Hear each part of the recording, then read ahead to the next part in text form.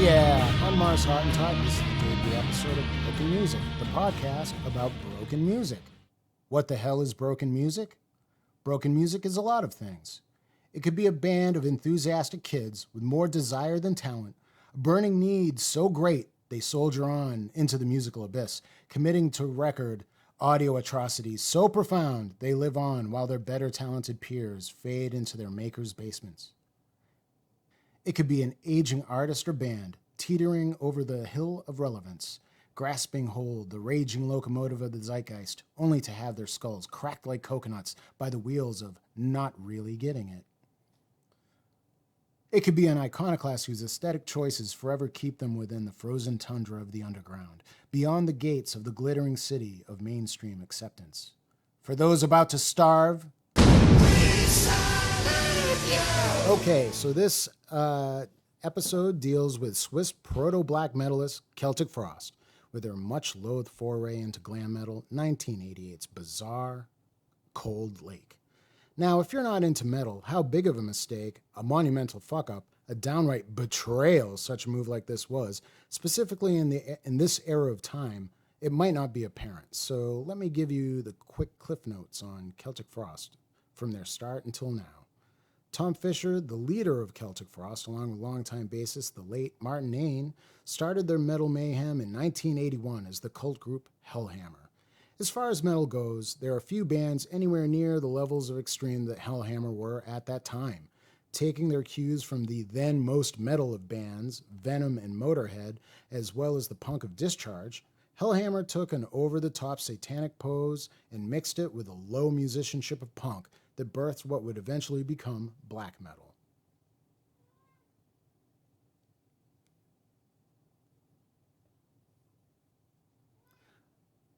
But at the time, nobody liked Hellhammer, least of all Fisher and Ain, who would eventually shutter the band and regroup as Celtic Frost in 1984. Celtic Frost, early on, were a slightly more mature take on Hellhammer. The musicianship was still pretty basic, as on their debut, Morbid Tales, but their ideas were starting to get a bit bigger. Eventually, these ideas got pretty avant-garde as far as metal was concerned. The band started adding orchestral elements to their tunes on their 1985 LP, To Megatherion. Now, I want to stress again, these guys could barely play. Like, it's all power chords and bent notes. It's also heavy as fuck, which was probably used to make up for their technical weaknesses. But they still fucking got this shit accomplished. And that was really noteworthy. Nothing like it had ever been attempted before in extreme metal. In 1987, the band went all in on their avant-garde impulses with a mind-blowing Into the Pandemonium. This record not only amped up their latent gothic tendencies and expanded their orchestral conceits, they tread where no metal band had dared before.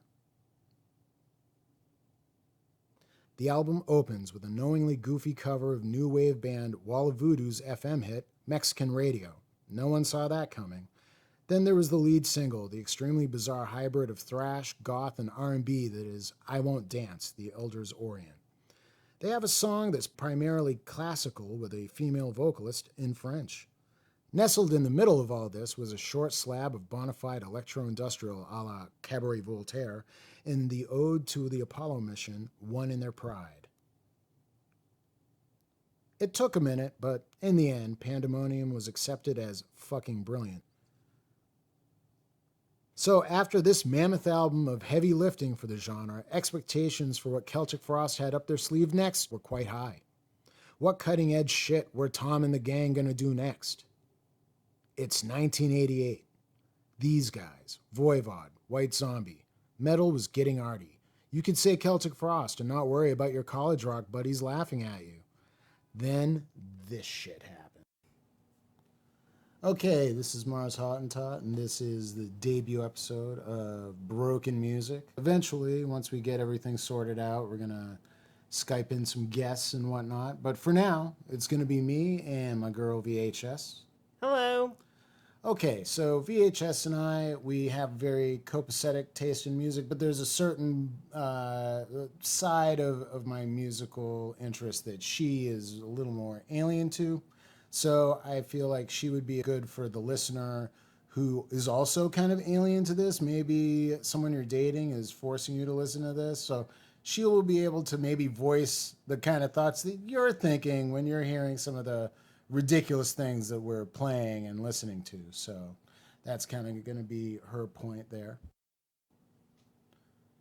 So, VHS, you would say you're not really into heavy metal, right? No, I am not a heavy metal fan. Right. Now, you're not completely ignorant to heavy metal. You've played heavy metal in the past. We're both musicians, so she plays guitar and bass and sings. She has her own thing going on. But as a kid, you played metal, right? Yeah. Yeah, but metal is not your thing. No. No. So you're going to be coming into today's episode pretty much like a baby. Yeah. Yeah. Okay. Cool. All right. So on Rate Your Music and to a lesser extent on the Twitter, we did a poll.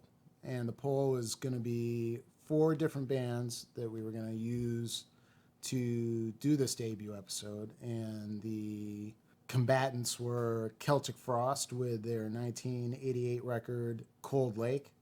There was RTX with their 2007 record Western Exterminator. There was Black Flag with their 2013 record What The? And there was Holocausto with their 1987 record Campo de Exterminio. And, well, as was pretty clear early on, and probably not a surprise because it's so universally loathed, Cold Lake by Celtic Frost won the battle. We just listened to it recently in the last hour or so. It was the first time that VHS had ever heard it. And, I gave you the rundown on what was going on that led up to this. I do want to add that they got Tony Platt to be their engineer and producer.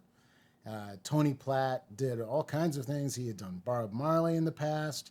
He had done a various amount of things. But then he did Highway to Hell and then Back in Black by AC/DC. And after that, it was pretty much heavy metal all through the 80s.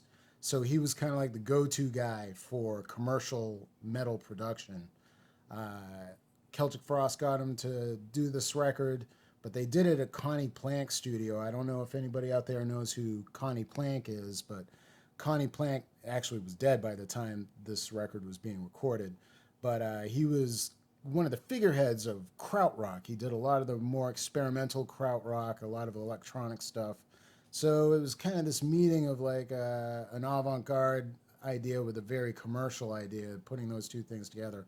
Also, they didn't have the budget to do a record that was going to sound as big as Back in Black, obviously. Celtic Frost, at this point, they were definitely getting more popular in the sense of like respect and whatnot, but they weren't pulling big money. That's kind of what this record was supposed to be. It was supposed to be the one that broke them to a more mainstream audience. Of course, once you hear it, it's clear that there was no way in hell that was going to happen.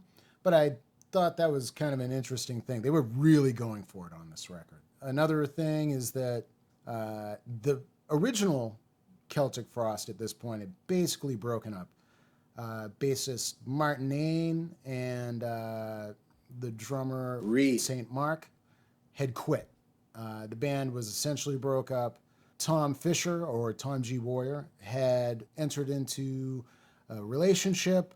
Life was going well. Basically, he decided to do another record with some new guys. I believe his girlfriend and the new guitarist, Oliver, were the ones that convinced him to do this record, like to just try and do it again. And what he says, he's over the years blamed everybody but himself for the failure of this record. But he blames his girlfriend, but he also says that he gave up the reins to the record and let too many other people put their ideas into what it was, and that they didn't understand the legacy of Celtic Frost, which I would say he also didn't understand the legacy of Celtic Frost, or else he never would have let this happen. But anyway, just getting that out of the way. What was your initial thoughts? I had played her some early Celtic Frost, so she wasn't coming into this completely like, it's just another metal record.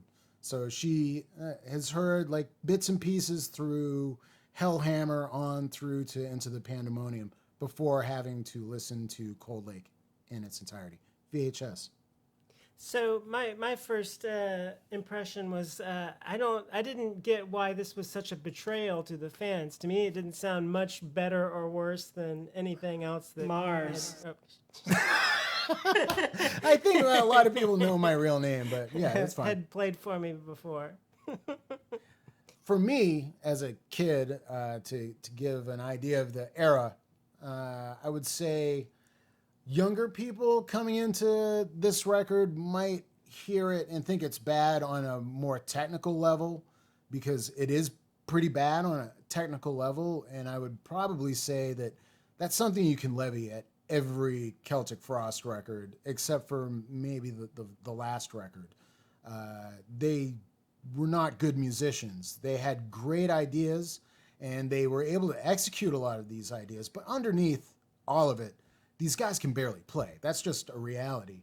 But I think that a lot of younger listeners that grew up with the internet and being able to have a more democratized sense of music, and not being like, I'm into this one thing and it's this one thing that I'm into and everything else can fuck off, are going to be a little more fair to the record. As a teenage Hesher in 1988 who liked more outre metal, things like Voivod, who were doing some crazy post-punk influenced, prog influenced thrash metal.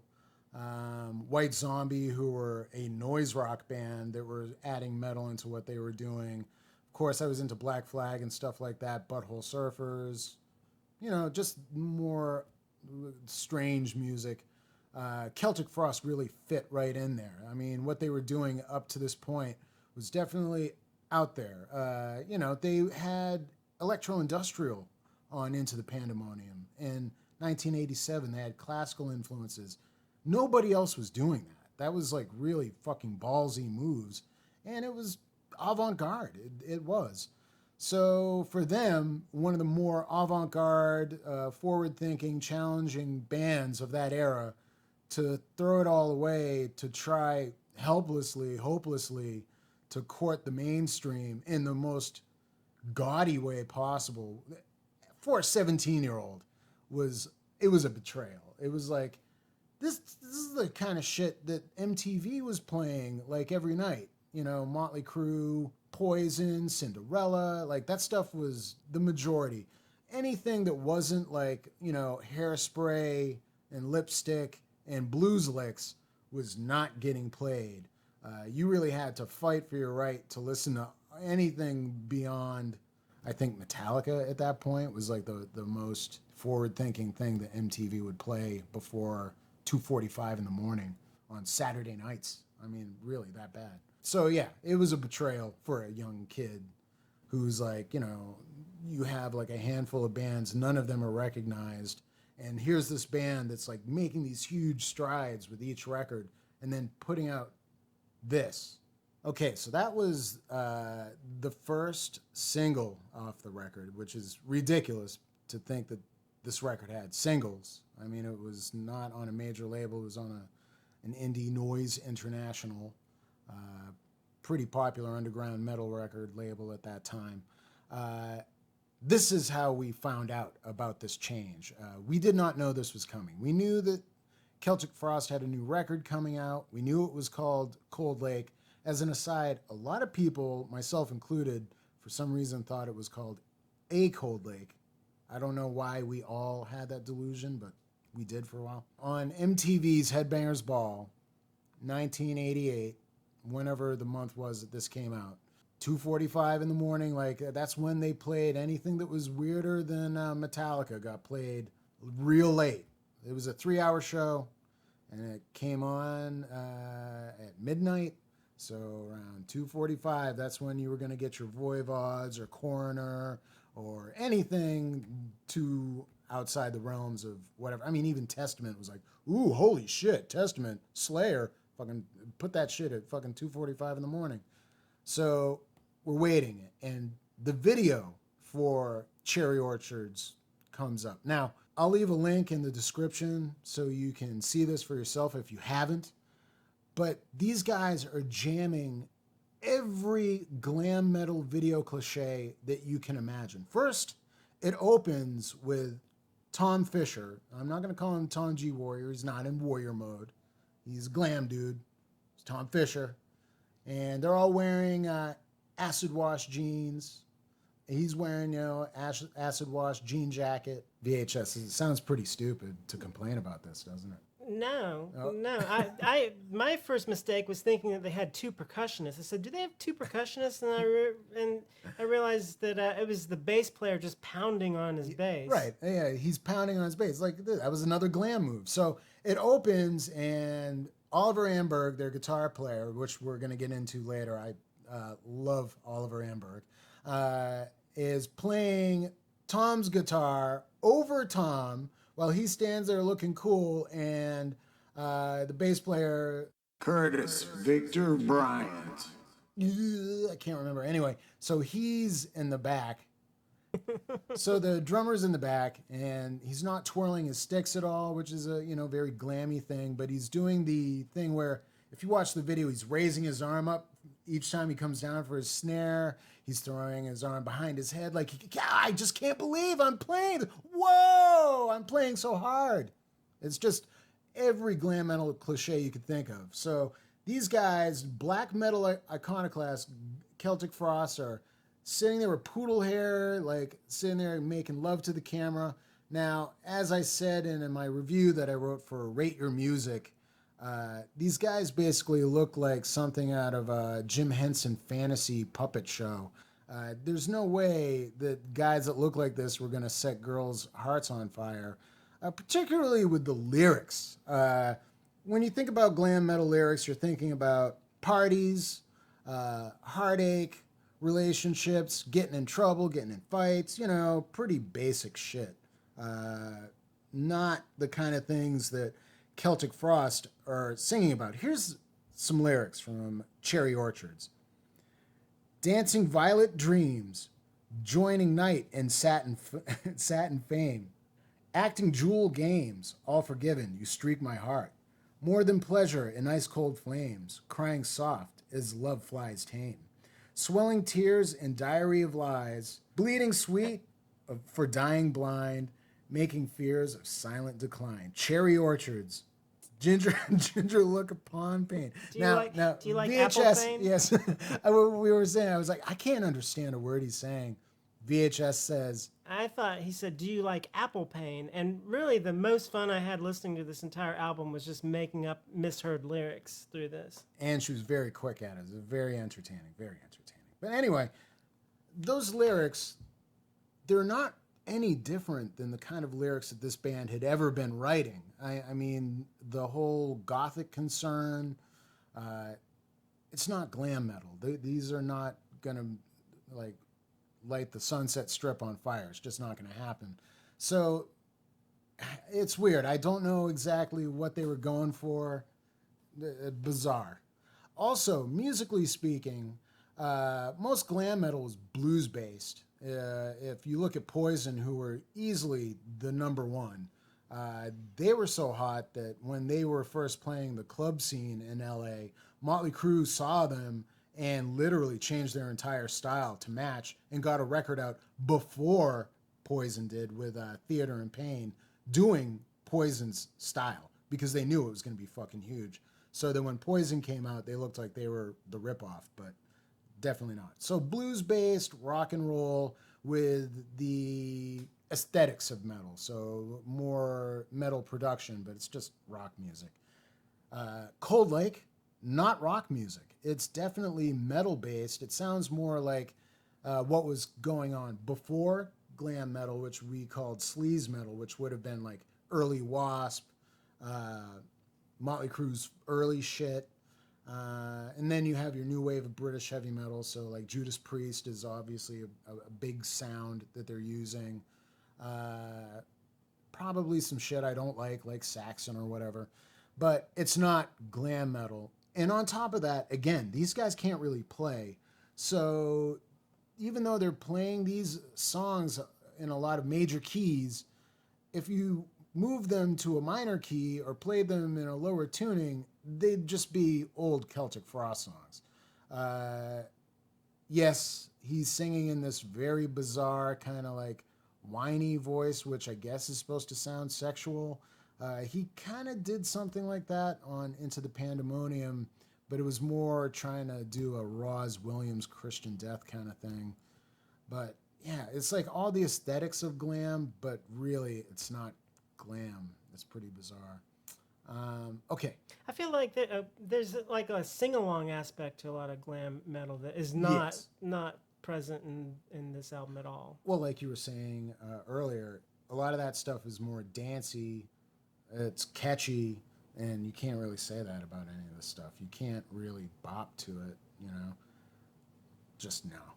No, it's a failure. I love it because it's a failure, and there's other problems too. Again, they can't really play. If you listen to old Celtic Frost, anytime there was a solo break, it would be Tom Warrior just kind of twiddling around and scraping the strings randomly. It wasn't, you know, Steve Vai. It wasn't even C.C. DeVille. It was just very basic. So they got Oliver Amberg to play guitar. Now, Oliver apparently had played when he was a really young teenager in an early version of Hellhammer, but I don't think he ever recorded with him. But by this point, he was definitely a glam guy. He played in, give me a second, he played in Lick and a Promise. That's Lick apostrophe N, a promise. Lickin' a promise. That is glam, all right? But here's the deal. So, you know, you think about glam, you know, it's very basic, but the solos are usually pretty proficiently executed. A lot of lead guitarists in metal bands, that's their job. They don't come up with the riffs so much as they're working on leads. The rhythm guitarist or the bass player is coming up with the songs. Their whole point is they come up with a lead that impresses the guitar players out there, that makes them buy guitars and Guitar Player magazine and, you know, all that shit. I mean, that's why these companies give the guitar players endorsements. It's all business. And if metal is about anything, it's about making money and business. So, but the thing is that Oliver Amberg is a terrible lead guitarist, and I fucking love him for it. This guy on this record, he's just randomly attacking his whammy bar, just doing a cluster of notes. He's just clustering his fucking ass off. A lot of pinch harmonics, which is, again, kind of a commercial metal cliche at this point. And it's just a mess. Half the time it's not even in key. Usually a solo will have some kind of logic as to where it ends in conjunction to where the song is going back into a verse or a chorus. They just end, usually with a dying note that doesn't even match. It's really crazy that they let him do it. But then again, they probably didn't notice, because I don't think that these guys had the musical ability to be like, wow, that really sounds strange. Like, no, he really ripped it up. He ripped it the fuck up. Now, And the solos always seem to me like mixed a little too loud. oh yeah, way too loud. Blisteringly loud, which I actually love. I love that, because you can't hide the fact that he can't really play when it's literally the loudest fucking thing in the mix. It blows out everything else. Now, you could listen to this and be like, well, you know, maybe it's a bad mix, as we're saying. You know, maybe if it was mixed lower, it wouldn't be so glaring, you know. So in Tom's autobiography, or the biography of Celtic Frost, he basically lets it be known that Oliver Amberg was drunk all the time. So he didn't really care. So what you got was what you got. I don't think that there was a whole lot of takes being done. I think a lot of the solos were first takes. And it's not an accident. There's a live video, which I will also link to in the description, them playing the Hammersmith Odeon. And it's, whew. Okay, you can't hear Tom's guitar really at all. The main guitar you're hearing is Oliver Amberg's, and he's just randomly attacking his guitar. As soon as the solos hit, It's just random wackiness. He's not playing the solos from the records. He's just going nuts for however many bars he needs to go nuts for, and then it's over. Amazing. Completely crazy, amazing. And that definitely hurt him when this record came out. Because, you know, if you're going to do glam metal, it's got to be somewhat proficient. They didn't do it. They tried. They got a guy that sounded like he could play guitar, but oops, he can't play guitar. So, yeah, this record fails on pretty much every level. There are some good songs on it. I do, and what's ironic is the songs that the guitar player Oliver Amberg writes are the best songs. He wrote Cherry Orchards and he writes Downtown Hanoi. Those are really good. I think they're definitely glam, but they also have some pretty overt avant-garde elements to them, especially Downtown Hanoi. It also has the most Celtic Frost kind of feel to them, even though, you know, it's still on a glam tip. Those are pretty good. Some of these are terrible. Juices Like Wine is pretty generic metal. Little Velvet, okay. Here, okay, we're going to pause this because you have to see this to really appreciate Little Velvet and where Celtic Frost, also known as Celtic Frost, were coming from at the time. There was another thing I wanted to ask. The title Cold Lake, is there anything thematically in the album that relates to a cold lake?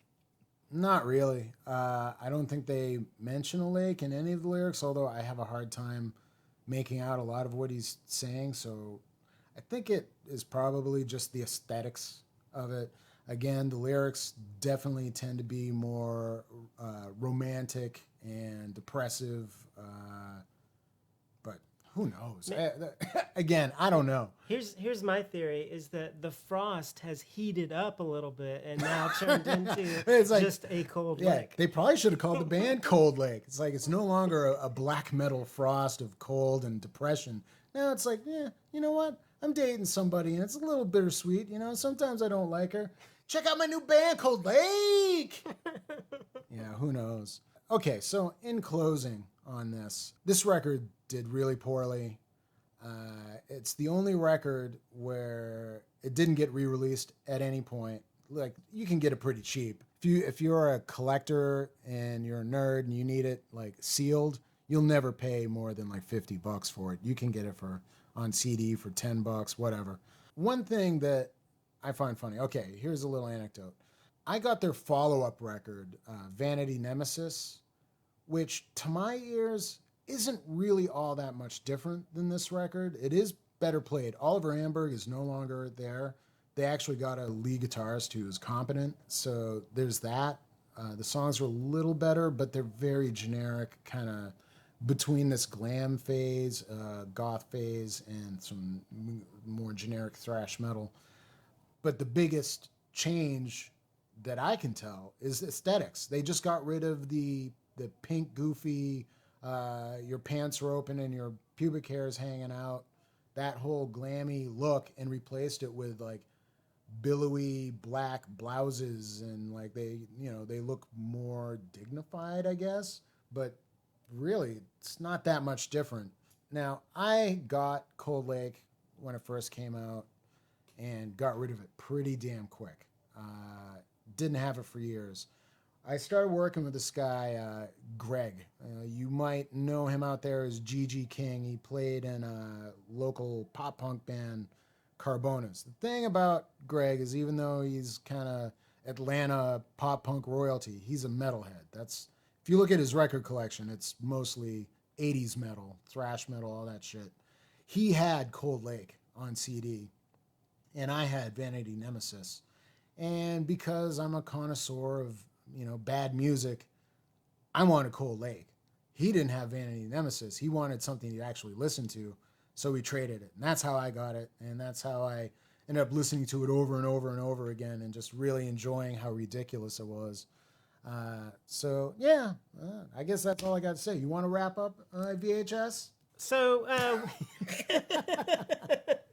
so what specifically would you say makes this most broken? Is it the failed attempt at a new genre, or just the poor execution of it? Yeah, you know what? I'm going to read what I wrote in my Rate Your Music review because it really does sum it up. I love it because it's a bold nosedive into a genre the band had no hope of mastering, and the glitter-laden pile of gore that they left behind when they hit the bottom of a well-empty pool. I think that really sums it up. I like it. It's broken because, yeah, they had no hope of actually doing what they set out to do, which was have their cake and eat it too. Have a commercially viable glam metal record that also dealt with all the same shit that they were into before, just packaged differently. No way that was going to work in 1988. Yeah, it's that, and just the fact that, you can't, they should have looked in the mirror. True, there are some glam metal guys that they're not hot dudes, but like these guys are not good looking guys, and like it doesn't matter how much hairspray and makeup you put on. Those guys, they're just not gonna appeal to a bunch of LA chicks that are used to looking at CeCe DeVille and Bret Michaels. It's just not gonna happen. It's broken. This shit is broken. I would say let's do a brocometer. On the brocometer, I would say this is a hard 7. Hard 7. I'm gonna dub in like a broken glass. All right, ready? 1, 2, 3. Yeah, there we go. All right, so I guess that'll be it for the debut episode. I realized that it was a bit of a mess. I did have notes. We kind of ran off the notes. There's, I'll do a better job next time. But I hope you liked it. We had fun, right? Yeah. I appreciate you, my engineer and girlfriend. I love you very much. It's Kiss. All right, fuck you guys. See you later, bitch.